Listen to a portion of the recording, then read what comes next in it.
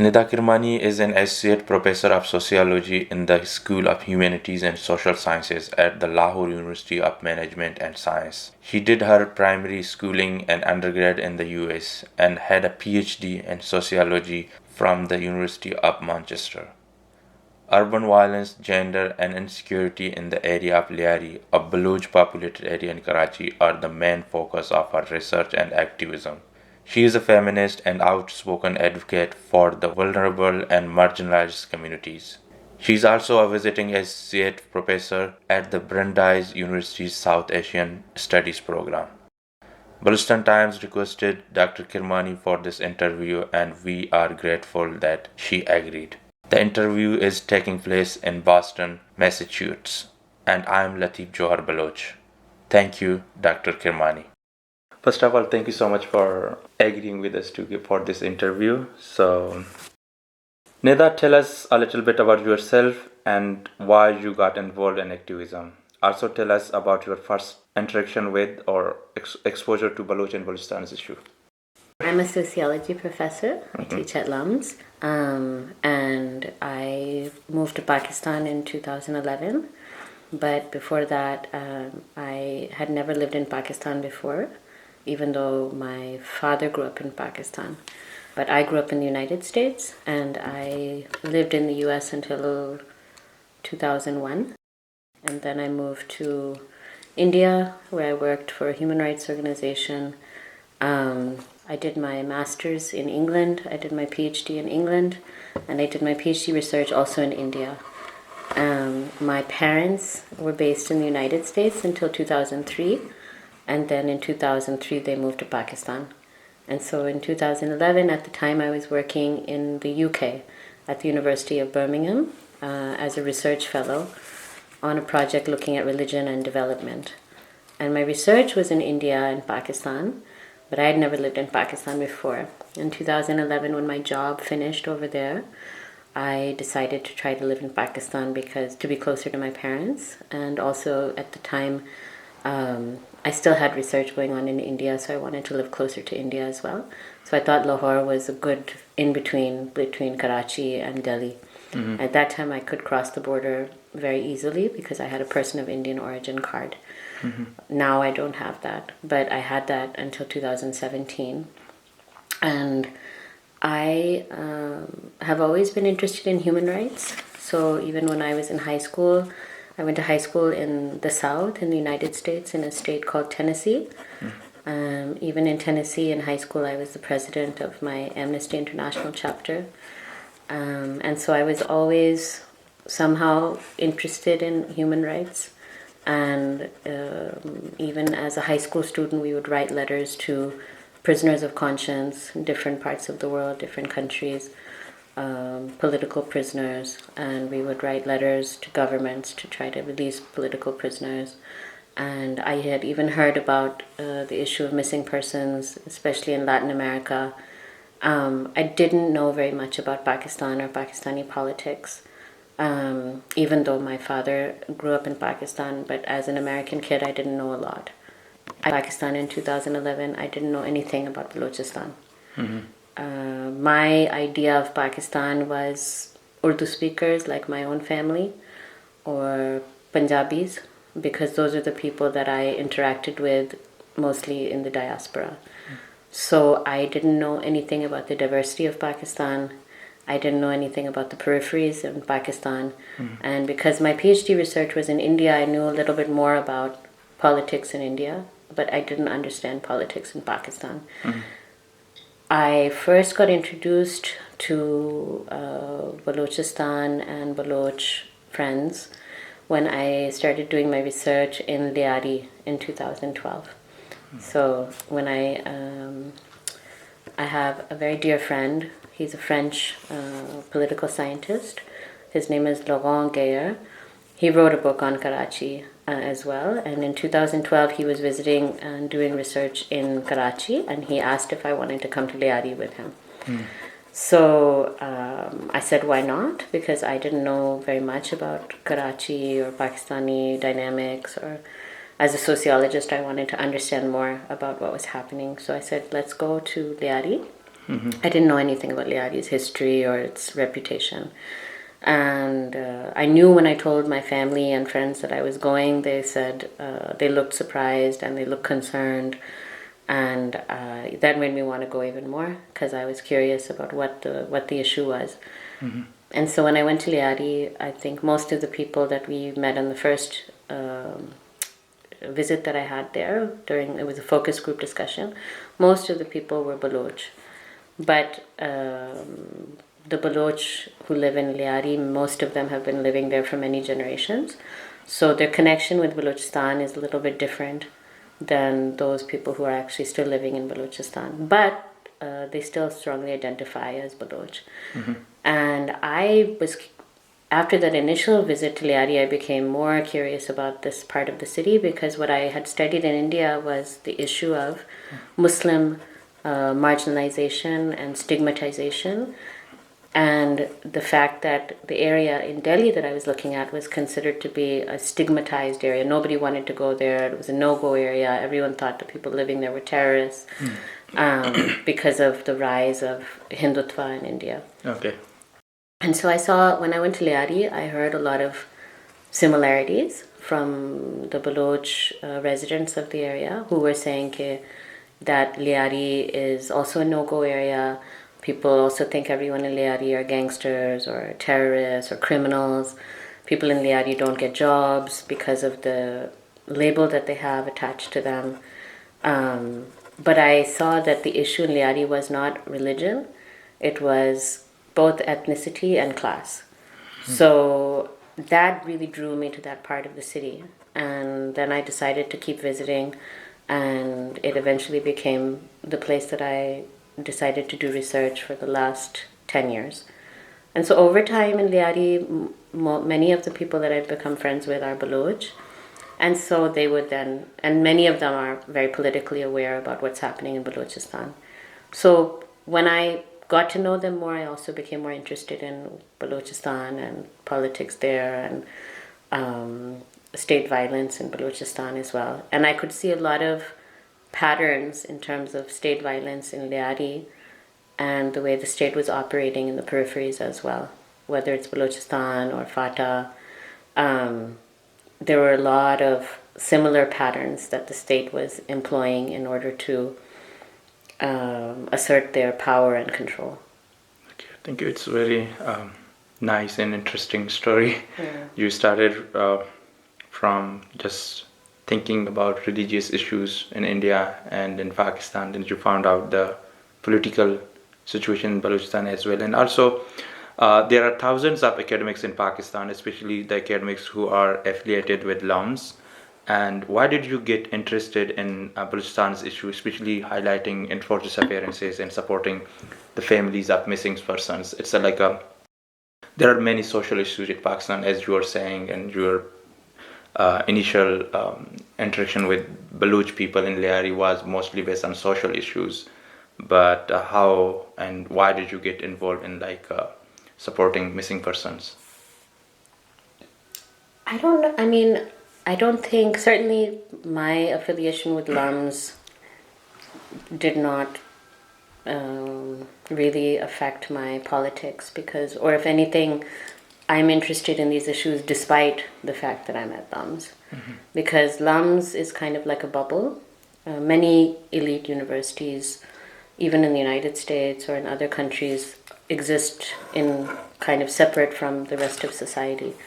And the profile of the students at LUMS and the faculty at LUMS are mostly upper class, mostly other ethnic groups, especially Punjabi and Urdu speakers. Hardly any Sindhis, hardly any Pashtuns. If there are Pashtuns, they're probably not from Fatah. They're probably from Peshawar, other parts of Khyber Pakhtunkhwa. Hardly, even less Baloch. So in my 10 years at LUMS, I think I have had one Baloch student. Wow. Out of probably 500, 600 students I've taught. maybe more in 10 years. If I teach maybe 100 students a year in 10 years, so probably 1,000 students. One Baloch student. So maybe in other schools there are more, but probably not very many. So You mean till now? Till now. Wow. And the atmosphere, the culture is also is not conducive to talking about these issues. If ever anyone has tried even to bring up the issue of enforced disappearances, we know the event that was cancelled in 2014. Yeah. In which Mama Qadir was supposed to come. I think to it campus. was called Unsilencing Unsilencing Baloch. Balochistan. Yes. Yeah. I wasn't there at the time. I was on unpaid leave actually in India, but I was following what was happening. And as we know, that event was cancelled, and we know after that Sabine Mahmood tried to have a similar event at T2F, and she had the event and was murdered that very night. So that happened, and so that's what happened when somebody or some people at LUMS tried to bring up the issue. But having said that, not many faculty or students ever even try. It doesn't seem like they're that concerned or that they know. How I got interested, I think I've always been interested, like I said, in human rights issues, and I was aware of the practice of enforced disappearances even before I moved to Pakistan in other countries. Mm-hmm. When I heard that it was happening in Pakistan, I became, I was already concerned about this issue. And for me, yes, there are so many issues, and I do speak about other issues as well, and I don't make a hierarchy in terms of what's the worst kind of human rights violation. But enforced disappearances, to me, is, kind of a profound injustice. And it's shocking to me that more people don't take this more seriously or get more upset, or that there's not a louder public outcry. Because the depth of that violence, the kind of the profound nature of that violence, to lose somebody, to not even lose somebody, to not know if you've lost them. Years and years of waiting, years and years of agony, years and years of torture for the family. And how the state just gets away with it, and how it's not a bigger political issue, is something that I find shocking. And the more that I knew, the more that I became interested, the more that I wanted to support. So it just kind of grew from there. Yeah, these are good concerns, but that's why these concerns led you to get arrested in Karachi in May 24th this year. So in front of Karachi Press Club with Baloch female activists and family members of missing persons. So what happened, and why did you go there and get arrested? I didn't intend to get arrested. I mean, it's I'm not like as brave as some people think that I am. I think what happened was we're making a documentary, third documentary in Liari about the aftermath of violence there, and how people are healing or not healing from violence. And one of the people that we're profiling is an activist, Amna Baloch. Mm-hmm. And so I do go to protests regularly on the issue of missing persons and on other human rights issues. But that day, I have to say, honestly, I was not going to protest necessarily. I was going to document Amna, because she was there and we wanted to follow her. And she's a leader and an activist. And yes, also support. But I was also, to be honest, a little bit concerned about them holding the protest on that day, because that very day, Sindh government had announced Section 144. Mm-hmm. So protests were banned, and I think they still are. And I am probably more conservative than the other activists who were there, like Amna and Sammi Baloch. And if it was up to me, I probably would have waited a day or two, or a little bit longer to protest, but they're more, I think they're also more affected. Sami's own father is missing, and they probably are much braver than I am. And they went ahead with it. I'm not sure what happened. When we got there, we were standing they were in front of Zainab Market. 2 young women had been taken to the police station. They had met in front of the press club for a protest that had been announced before Section 144 was announced. So some people had come from outside of Karachi. They had already planned to come for the protest. And the protest was against the 2 Baloch women who had been abducted at the time and since have been released following the Karachi University incident. And the 2 young women got to the press club, and immediately the police, from what I understand, picked them up and took them away. So when we got to Zainab Market, all of the activists, Amna, Sami, and many other people were there discussing what they should do. And then they went to the press club and they were making a video to get the word out about these 2 women being taken to the police station. And Dostan Baloch, who is the director of the film, that documentary that we're making, was using my phone to make a video of Amna. So he was making a video and I was there just standing and listening.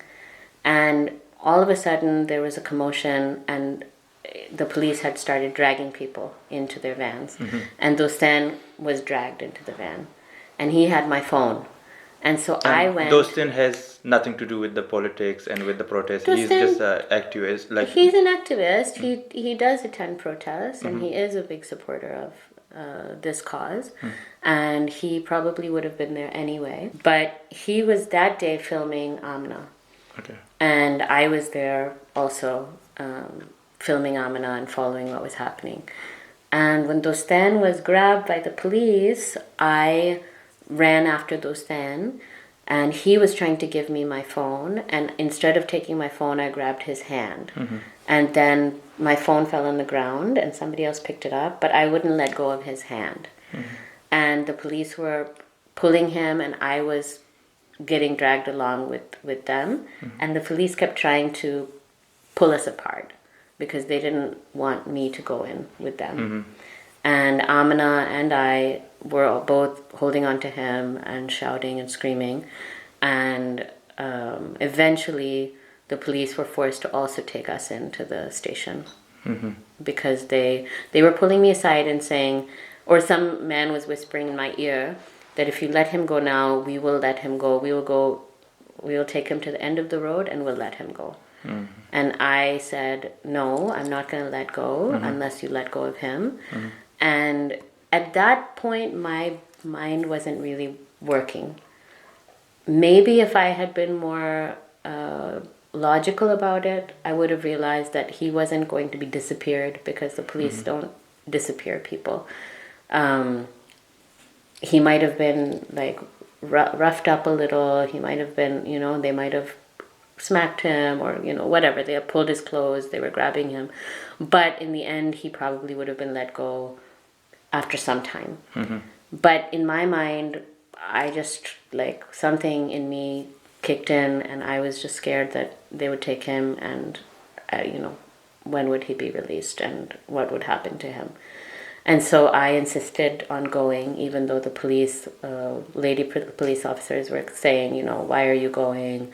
You don't need to go. Why are you here? Your clothes are going to get ruined. They were trying to convince me that it's not worth it for you to go in.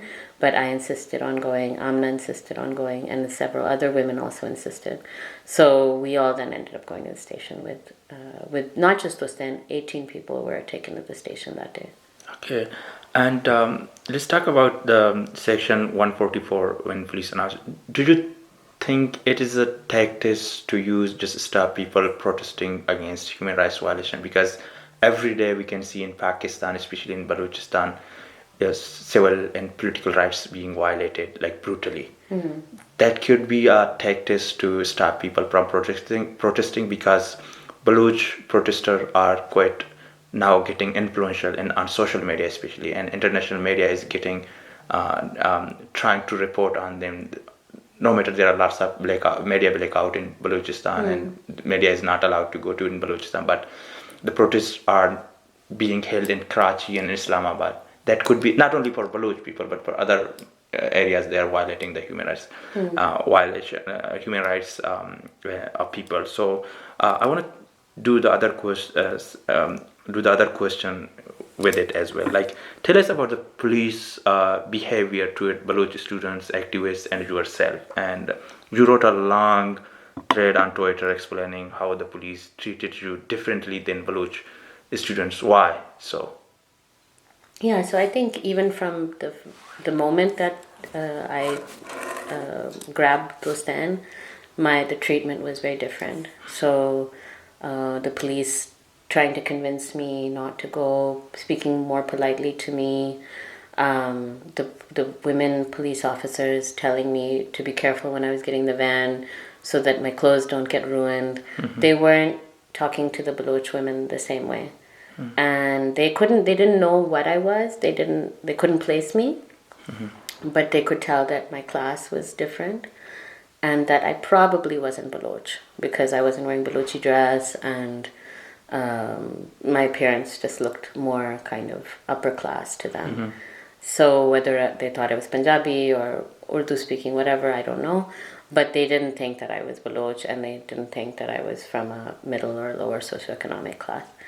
And when we got to the police station as well, they took everyone's information.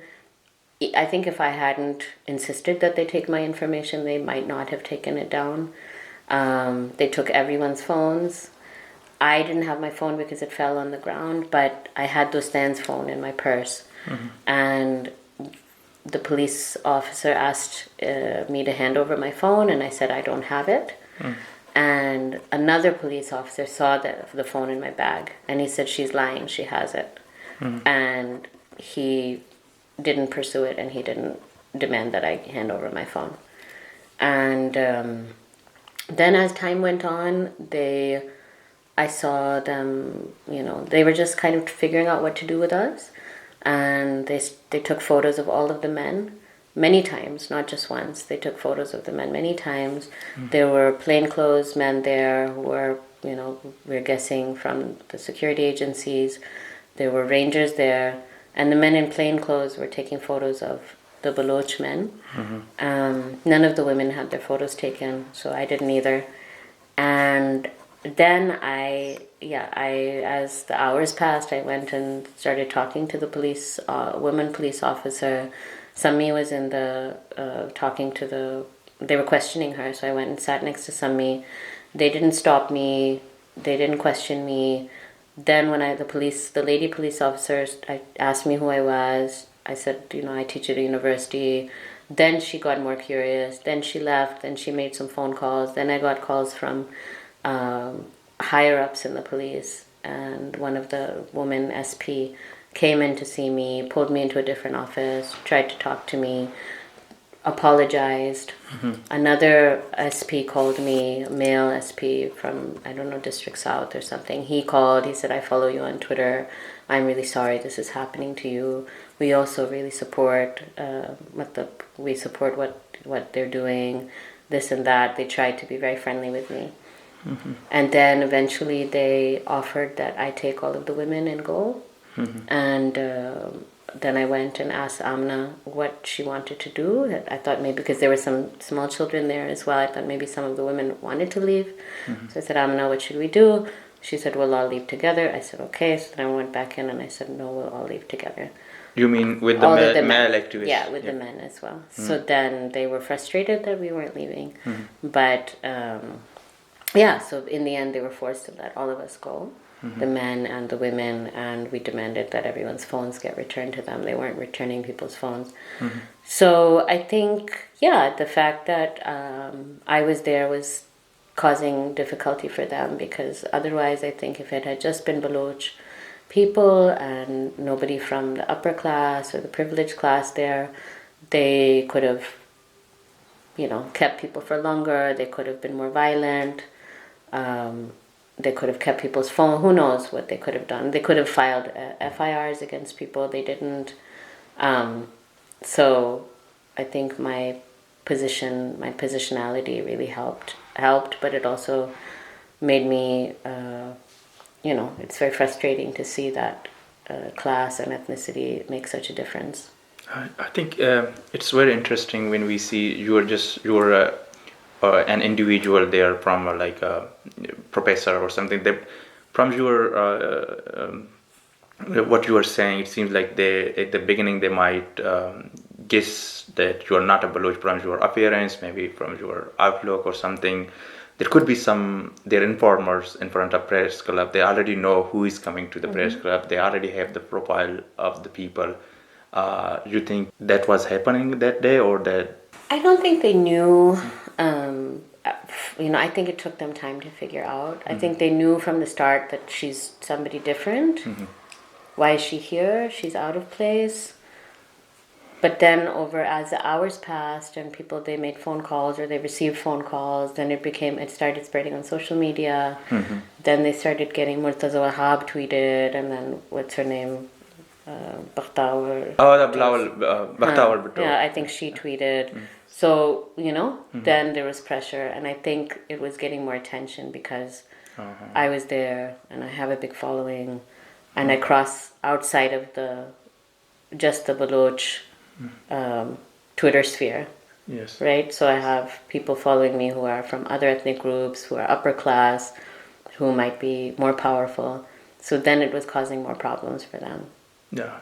It means like people from upper class academics, when they get involved in this activism, it's very important for Baloch people because they are marginalized. Media cannot report on their issues, and Baloch human rights violations are normalized in Pakistan. Every day we gain something different, something new. All like big high profile cases are replaced.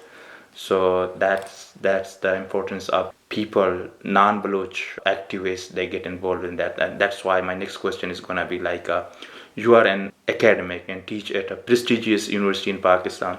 How is an educational institution you grade its role and impact in the field of activism for equity and justice for the marginalized segment of society? And there's inside and outside activism. Is it easy for you and other fellows to do inside activism in schools to create awareness and educate students about social and political issues and equities? As we see from your previous answers, that it's very powerful when you guys get involved in this kind of activism. I think that the educational system in Pakistan makes it very difficult for academics to play a bigger role than they have right now. And there are actually very few academics who are involved in politics or vocal about human rights issues. Very few. We can name them, and we can count them not even on one hand. So the few who are vocal, like Dr. Amar Ali Jan, he was not allowed to teach in public sector universities. He's been fired from several universities, and now he doesn't have a job, even though he has a PhD from, I think, Cambridge and in history, and he's a very respected academic, but no university in Pakistan will hire him.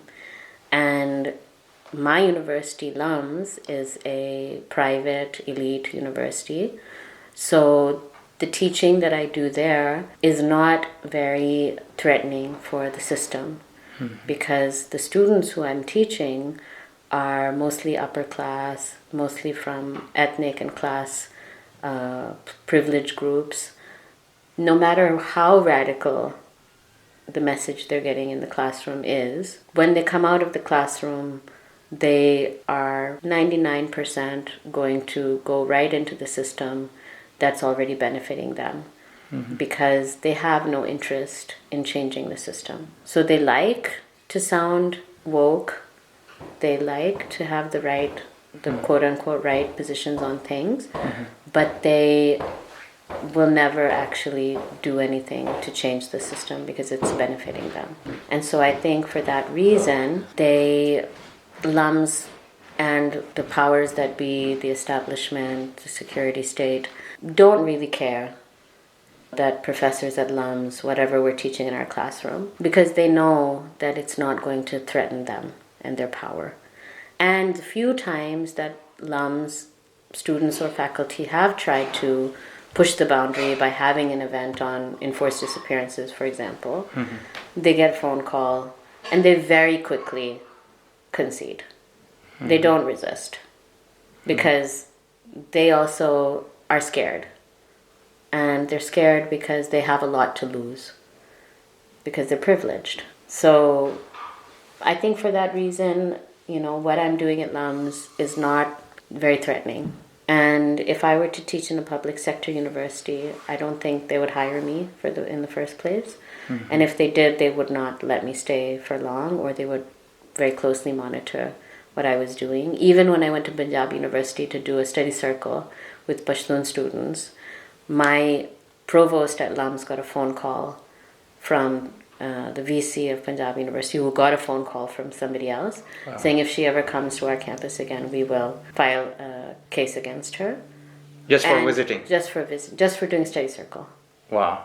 And next time she comes, we won't be responsible for what happens to her, because we know that Jamiyat is very strong at Punjab University, and that if they get the order from above, then they can do whatever they want. So that's just for a study circle. Forget teaching there, so they make sure that they keep public sector universities, if you're in any way critical, they will make sure that you are not able to stay in your job. And private universities like LUMS don't threaten the system. It seems like they already designed a system where elite students especially just focus on their individual interests, not collective interests, no matter there is social issues, social problems, humanitarian crisis. If the system is designed to, no matter if some people want, they cannot do there. And it's very interesting. So I don't think that's why Balochi students, they come from really poor background, they cannot make it to these kind of elite schools. And you're right, most of the activists their backgrounds are poor. They came from background very socially and economically poor neighborhoods. So if those students cannot make it to these elite schools, that could be a reason for there's no voice in these institutions. So as you've been involved in Lahore and Karachi, is there any institutional support for Baloch students in Punjab and other cities outside of Balochistan, including in Islamabad? Because when something happens, we are in West, and if something happens, students can go to their registrar or somewhere else in the universities to complain or something. Is there any? I don't think so. I think if anything, the atmosphere for Baloch students is absolutely the opposite. It's not even that they're not getting any support. There is constant sword hanging over them. That if they, in any way, even if they don't do anything, even if they're just studying, they could get picked up for no reason. Forget if they actually try to become politically active, or if they try to organize study circles, or if they try to, go to protests and to be more active in terms of raising their voice against what's happening in their province. Even if they're just quietly doing their own work, they're constantly under threat. So no, I think that the atmosphere for Baloch students is extremely hostile. It's very sad. Yeah. So let's talk about your feminism work. Okay. And as you are a feminist, and how do you see the role of Baloch women in social and political activism, and what are the differences and coordination between liberal feminists and Baloch women in Pakistan? I think Baloch women are leading the struggle. They have been for a long time. Since my history is not great, but I know even Karima, maybe before Karima as well, but definitely from the last 15 years, Baloch women have been extremely vocal, especially on the issue of enforced disappearances. And still we see Baloch women leading the charge. And they might not identify as feminist, which is fine. I don't care if they do or they don't, but they are living it because they are out there being leaders, challenging social norms. Balochistan, like the rest of Pakistan, is very patriarchal, and for women to be out in public, protesting, giving speeches, leading women and men, that is something that is challenging gender roles. So whether they call themselves feminists or not is irrelevant to me, because they are. But you think they are doing the job of They're doing feminist, the job. like they yeah, are. so I they can are call myself empowered, feminist and Yeah. still be, falling in line with all of the social norms, gender roles. Just calling myself something doesn't mean that I am. Even if they don't call themselves that, and they don't identify with that label, which maybe many of them don't, maybe some of them do, it doesn't matter. I think the reason they don't, if they don't, is because the mainstream women's movement in Pakistan has been very blind to issues around marginalization in the peripheries, ethnic marginalization, and even class. And I think the mainstream women's movement has been dominated by urban, upper class, Punjabi and Urdu speaking women. And they have not made enough of an effort to reach out to Baloch women, for example, and say, how can we support you? And, what can we do to help you in your struggle? And even now we see that the last month or 2 months, the violence that Baloch women have been facing, those women who are self-identified feminists very rarely have spoken out about it. So why would Baloch women identify with them? So I understand that. So that's why my next question is coming about these things, these issues, like about liberal in Pakistan, like activists, they're activists. How did you see the proactive role of Pakistani liberals and mainstream activists in the case of Kashmir and Palestine issues, while complete silence on Balochistan? Why? Like, and also similarly with feminists. Like they have Aurat March, they have different other activities, but I think I could be wrong, but I think Baloch women's are suffering worse than others in Pakistan. So why? I think to give credit to Aurat March, I know in Aurat March, Karachi and Lahore, I thought those are the two that I'm familiar with more, but I'm sure Islamabad as well. I know in their demands they have included enforced disappearances, calling for an end to enforced disappearances.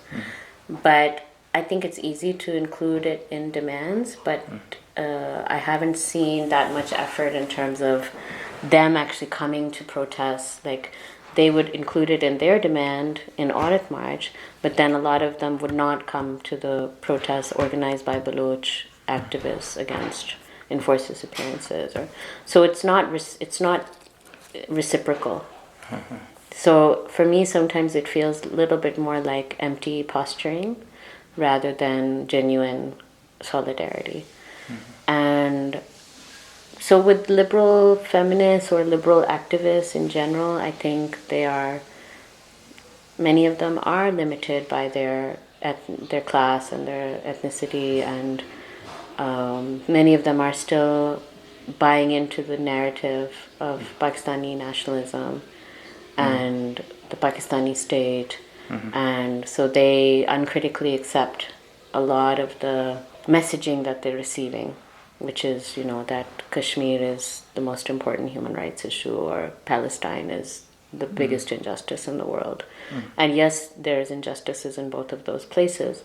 But if you're living in Pakistan, then your first responsibility is to raise your voice against the Pakistani state and what the Pakistani state's doing, not what the Indian state's doing or what Israel is doing.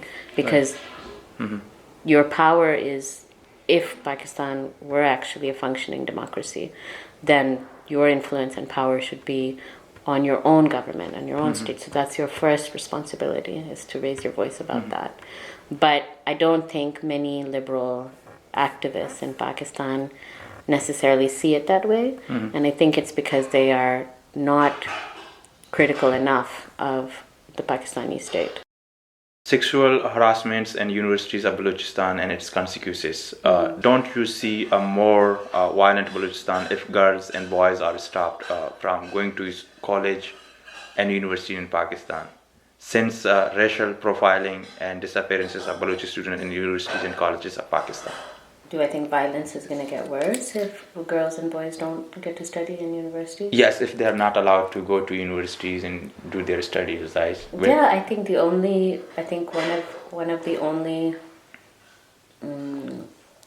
glimmers of hope is that we have more Baloch students, women and men, who are going for higher education. There are more now universities in Balochistan as well, and even students coming to places like Lahore and Karachi and Islamabad to study. I think that is really one of the few hopeful things that can build the leadership that's required to actually have a strong political movement for the rights of people in Balochistan. But I think that it's like this contradiction where the state is allowing these universities to exist.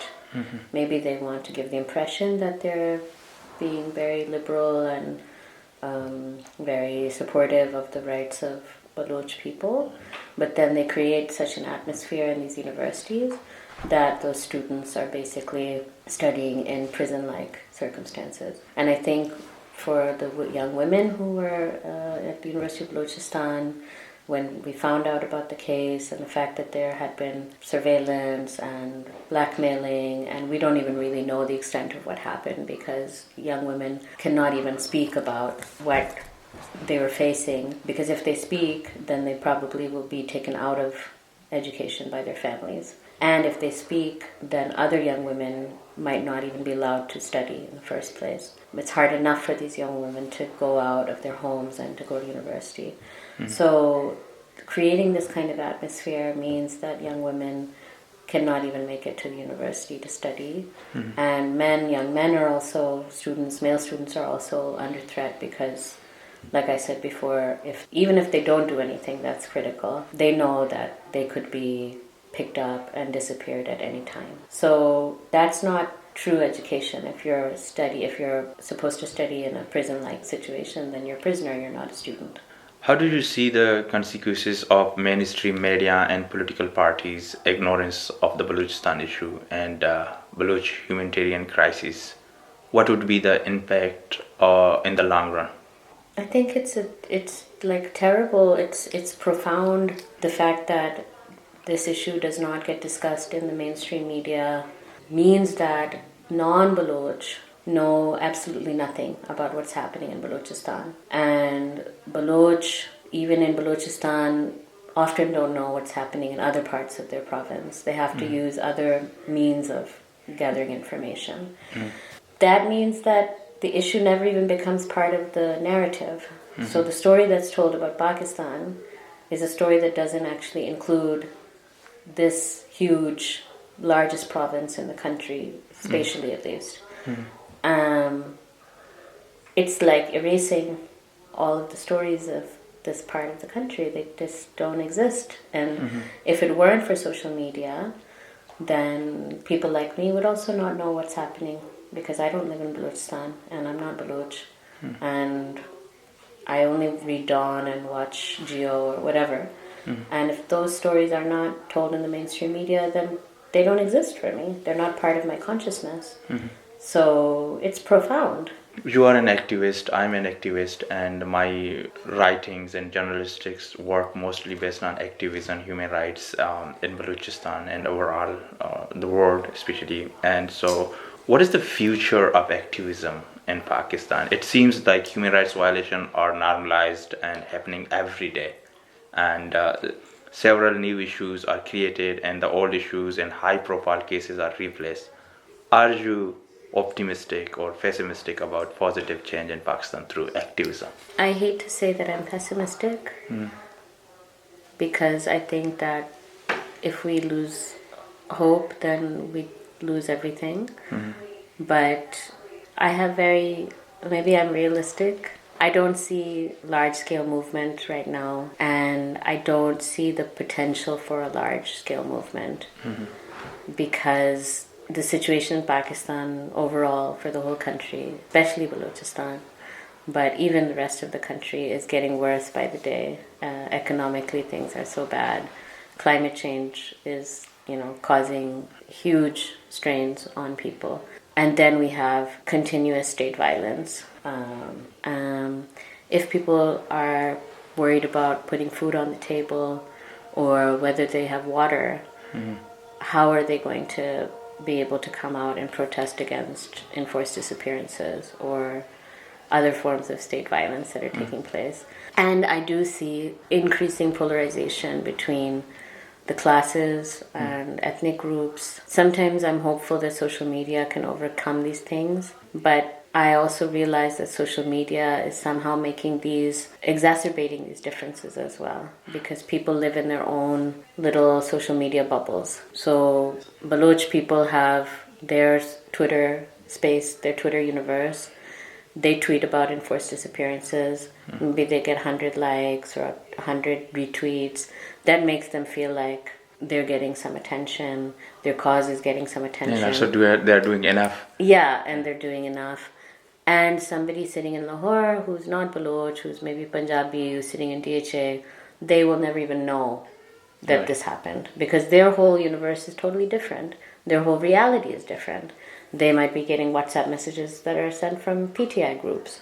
So, I feel like everyone imagines that they have some kind of a political voice in a community because of social media, but I also think that is very limited. And that's why, going back to your question about mainstream media, that's why I feel like mainstream media, the fact that there's a blackout on so many issues, including what's happening in Balochistan, is so profound.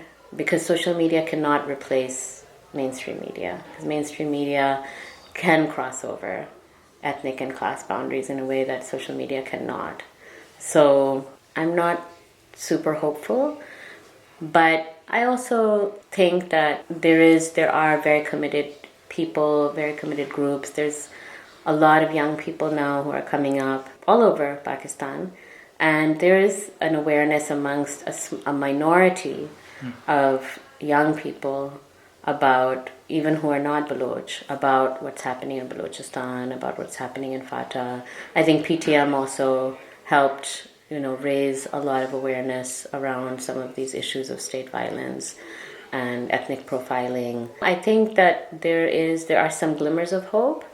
I don't think we're going to see any massive change in the next few years, but maybe over time, if there's sustained, committed work that's going on, maybe we'll see some change in 10 years or 15 years. Okay, so my next question is also about your point of view or suggestion for Baloch political and human rights activists and campaigner to be more influential, especially making allies with other political movements, social rights movements, or academics or activists. What are your suggestions for them? I mean, I feel bad giving advice, or even when I was talking about the protest that the day that we were picked up and taken to the police station, how I didn't think it was necessarily the wisest decision. I don't think it's my place to tell Baloch activists or leaders what they should do, because they're the ones who are facing the brunt of the violence, and they are the ones who have suffered for decades under this violent regime. So it's easy for me to give advice as somebody who is very privileged. If I say that I wish that Baloch activists would make more of an effort to reach out, I also understand that sounds very patronizing, and also it's not fair for them to have to do the work of reaching out, because they already have enough on their plate with their own struggle. And I wish privileged people or non-Baloch would reach out themselves and say, how can we support you? Or tell us what's happening, we don't understand. Or, I think the fact of the matter is many people who are not Baloch don't actually know what's going on. And their whole world is so different. And Pakistani education system and the Pakistani media has polarized people in such a way that they don't even know. They can't even imagine the kind of violence people are facing in Balochistan. It's not real for them. So if they hear about an enforced disappearance, either they might not believe it, or they might think they did something to deserve it. Because I'm not forgiving that, but they don't know. They actually don't know. There needs to be some way of communicating across class and ethnic boundaries so that people actually understand. And I think what happens is, for Baloch activists and victims of violence, there's an anger which is very valid against the establishment, against the Punjabi and Urdu speaking elite, and it's very valid. But if people want to be strategic, you have to try to reach out to some of those more sympathetic allies. And we're seeing that with Iman Mazari, who is from a very privileged background. And, she is, I think, her support of the Baloch cause and the issue of, her opposition to enforced disappearances is helping. It's unfortunate that people have to rely on somebody like her or somebody like myself. I don't like it. I wish that it wasn't like that. But the reality is that the way that the kind of political sphere is operating, people who are privileged have a louder voice. So if you can get those people to be on your side, now it's the responsibility of those people not to hijack that space, to make sure that they're only there to create a space for Baloch activists to speak, not to say, I'm going to tell you about their struggle. That's not my job. But my job is to say, what can I do to amplify their voice? And my job is to say to Baloch activists, what can I do to amplify your voice? What can I do to help your voice reach the public, not my voice telling other people what your problem is? Because only you can tell your own story the best from your experience. So I think building those bridges, that has to happen. Otherwise, people will just stay in their own little silos and there won't be any mass pressure on the state to stop its violent practices. Thank you, Nida, for taking your time talking to Balochistan Times, and I really appreciate it, and for your really thought-provoking insights. You shared some information, especially when you talked about LUMS, and there's no representation of Balochi students. These are some informations, some thoughts, and some insights. I think in Pakistan, people don't know, especially in the West, people don't know how Pakistan's educational institutions work, how their course design, how they themselves are designed to just force the student to just think about their personal interests, not the social and collective issues in Pakistan. Especially when it's come to Balochistan's issue, it gets different, as you were talking about, how it's hard for people to know even about the issues in Balochistan. And when people are educated, they are aware of what is happening in Kashmir, what is happening in Palestine, what is happening all around the world, what is happening in the West, but they don't know what is happening in their neighbor, especially in Pakistan and in Balochistan. So again, I'm very thankful, and thank you so much.